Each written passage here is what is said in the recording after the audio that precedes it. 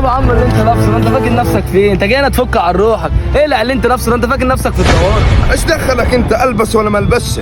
ده موضوع يخصنا ما يخصكش انت. بعدين انت بتعايب على لبسي. روح بص في المرايه شوف نفسك انت لابسيه. وانت ايش فاهمك انت في اللبس ولا بتاع؟ طب على الاقل ده براندات، مش زيك جايب حته بطانيه ومفصله جلابيه، وبعدين ده بفلوس. فلوس ايه يا ابو فلوس؟ اخر حاجه نفكر فيها الفلوس. عندنا الفلوس دي لا تسقط. لو على الجلابيه دي ما يلبسهاش غير اولاد الاصول والرجاله. شيل عالدين.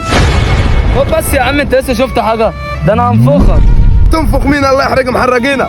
تجنيت يا والله لو ما خفيت من قدامي دلوقتي يعيط على الرجاله خليهم يقضوا على خالك.